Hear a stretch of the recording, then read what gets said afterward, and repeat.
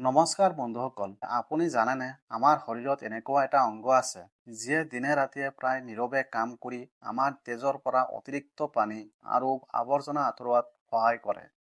হয়, কিডনী বা বৃক্কৰ কথা কৈছো। আমাৰ শৰীৰত সাধাৰণতে দুটা কিডনী থাকে।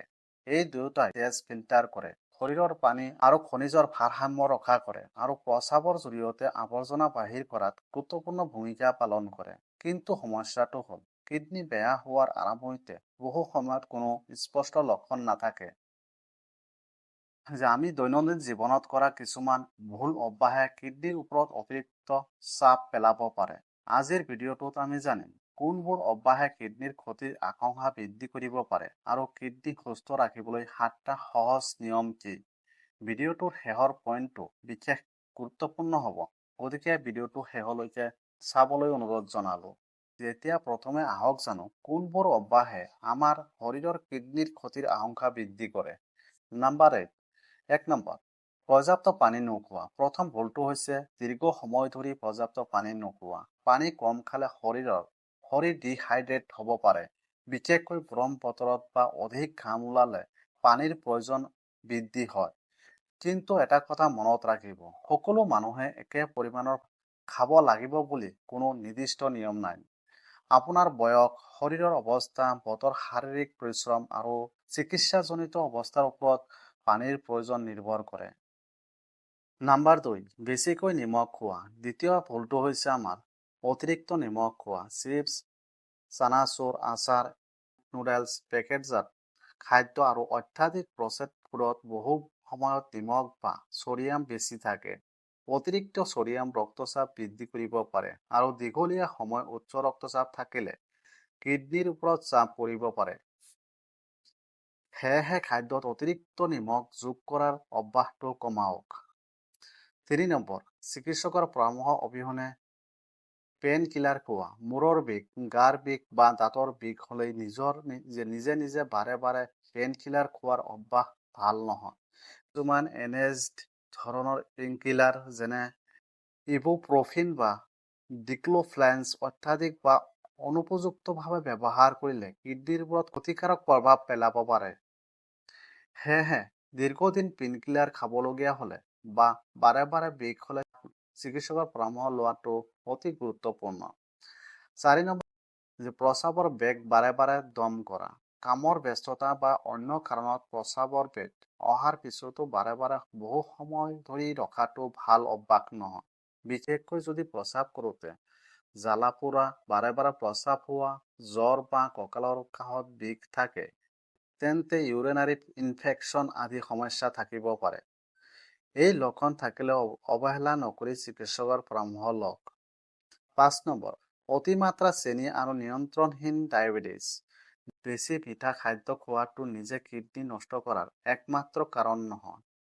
কিন্তু দীৰ্ঘদিন নিয়ন্ত্ৰণহীন ডায়েবেটিছ থাকিলে কিডনীৰ ক্ষতি হোৱাৰ আশংকা যথেষ্ট বৃদ্ধি পায়। 6 নম্বৰ, ধূমপান আৰু অত্যাধিক মদ্যপান। ধূমপানে ৰক্তনলী আৰু সামগ্ৰিক হৃদৰক্তনলী স্বাস্থ্যৰ ওপৰত বেয়া প্ৰভাৱ পেলাব পাৰে। ইয়াৰ ফলত কিডনী ৰোগৰ আশংকা বৃদ্ধি পাব পাৰে। সেয়েহে ধূমপান এৰিবলৈ চেষ্টা কৰক। মদ্যপান কৰিলে সীমিত কৰক বা এৰাই চলক। নাম্বাৰ 7, কিডনী সুস্থ ৰাখিবলৈ 7টা সহজ উপায়। এতিয়া হওক মূল কথালৈ কওঁ যে কিডনীক ডিটক্স কৰিবলৈ কোনো বিশেষ জুচ বা ঘৰুৱা পানীৰ প্ৰয়োজন নাই। আমাৰ কিডনীয়ে নিজেই তেজ ফিল্টাৰ কৰাৰ কাম কৰে। আমাৰ লক্ষ্য হ'ব লাগে কিডনীক সুস্থ ৰখা আৰু কিডনী ৰোগৰ আশংকা কমোৱা।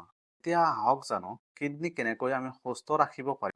এই 7টা পইণ্টৰ বিষয়ে আলোচনা কৰিম। নাম্বাৰ 1, শৰীৰ হাইড্ৰেট ৰাখক। পিয়াহ লাগিলেহে পানী খোৱাৰ পৰিৱৰ্তে দিনটোত নিয়মীয়াকৈ পানী খোৱাৰ অভ্যাস কৰক। কিন্তু দিনে ঠিক 8ৰ পৰা 10 গিলাচ বা 2ৰ পৰা 3 লিটাৰ। সকলোৰে বাবে বাধ্যতামূলক এনে কোনো নিয়ম নাই। আমাৰ শৰীৰ আৰু চিকিৎসাজনিত অৱস্থা অনুসৰি পানীৰ প্ৰয়োজন বেলেগ হ'ব পাৰে। নাম্বাৰ 2, নিমখ আৰু প্ৰচেছড ফুড কমাওক। দ্বিতীয় নিয়ম, নিমখ কমাওক। খাদ্যত অতিৰিক্ত নিমখ নিদিব। চিপছ, চানাচুৰ, পেকেটজাত স্নেক্স, আচাৰ বা অত্যাধিক প্ৰচেছড খাদ্য কমাই সতেজ ঘৰুৱা খাদ্য বেছিকৈ খাবলৈ চেষ্টা কৰক। ই কেৱল কিডনীৰ বাবেই নহয়, ৰক্তচাপ আৰু হৃদযন্ত্ৰৰ স্বাস্থ্যৰ বাবেও উপকাৰী অভ্যাস।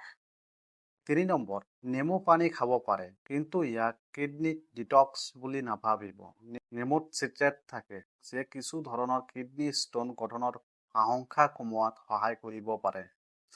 আপুনি ইচ্ছা কৰিলে পানীত নেমু মিহলাই খাব পাৰে, কিন্তু নেমু পানী কোনো মেজিক ডিটক্স ড্ৰিংক নহয়, আৰু ই কিডনিৰ সকলো ৰোগ যে নিৰাময় নকৰিবও পাৰে।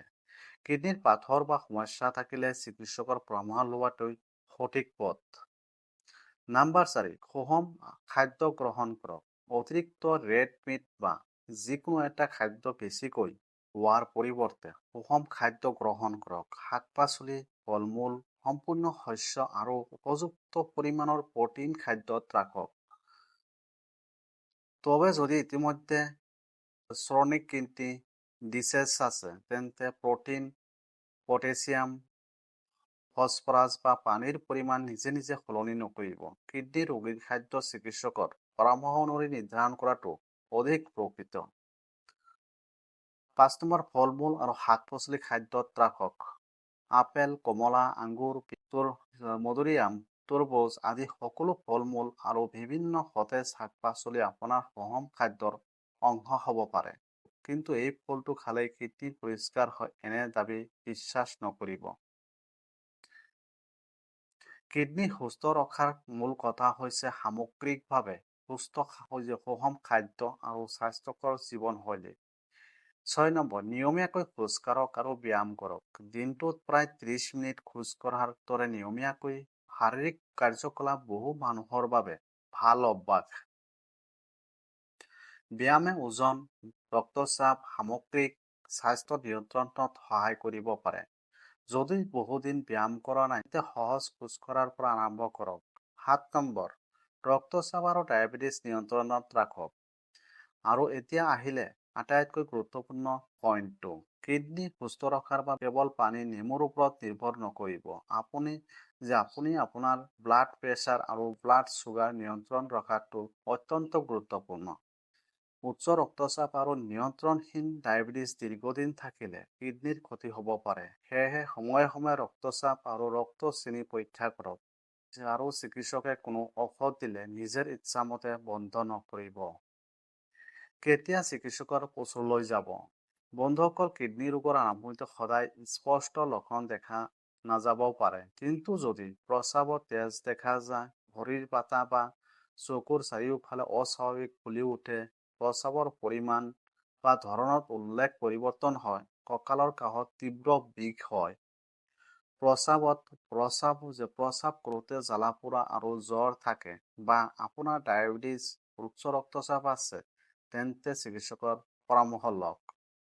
নিজে নিজে কিডনিক ডিটক্স, জুচ, ভোজন বা ঔষধ খাই চিকিৎসকৰ চেষ্টা নকৰিব। গতিকে বন্ধুসকল, কিডনি পৰিষ্কাৰ কৰাৰ নামত কোনো মেজিক ঘৰুৱা উপায় বিচৰাৰ প্ৰয়োজন নাই। আপোনাৰ কিডনি সুস্থ ৰখাৰ আটাইতকৈ ভাল উপায় হৈছে পৰ্যাপ্ত আৰু উপযুক্ত পৰিমাণ পানী, কম নিমখ, সুষম খাদ্য, নিয়মীয়া ব্যায়াম, ধূমপানৰ পৰা দূৰত্ব আৰু ব্লাড প্ৰেছাৰ আৰু ডায়েবেটিছ নিয়ন্ত্ৰণত ৰাখক। আৰু চিকিৎসকৰ পৰামৰ্শ অবিহনে পেইনকিলাৰ বা অন্য কোনো ঔষধ বাৰে বাৰে নাখাব। মনত ৰাখিব, কিডনি সুস্থ ৰখা সহজ, কিন্তু কিডনিৰ ৰোগ আগবাঢ়ি যোৱাৰ পিছত চিকিৎসা কৰাটো বহু কঠিন হ'ব পাৰে। আজিৰ ভিডিঅ'টো আপোনাৰ যদি ভাল লাগিছে তেন্তে লাইক কৰক আৰু আপোনাৰ পৰিয়ালৰ মানুহৰ সৈতে শ্বেয়াৰ কৰক। এনেধৰণৰ সহজ স্বাস্থ্য তথ্য ভিডিঅ' পাবলৈ আমাৰ চেনেলটো ছাবস্ক্ৰাইব কৰি বেল আইকনটো অন কৰি ৰাখক। আপোনাৰ কিডনি সুস্থ ৰাখিবলৈ আপুনি আজিৰ পৰা কোনটো অভ্যাস সলনি কৰিব, কমেণ্ট কৰি জনাব। সুস্থ থাকক, কুশলে থাকক। ধন্যবাদ।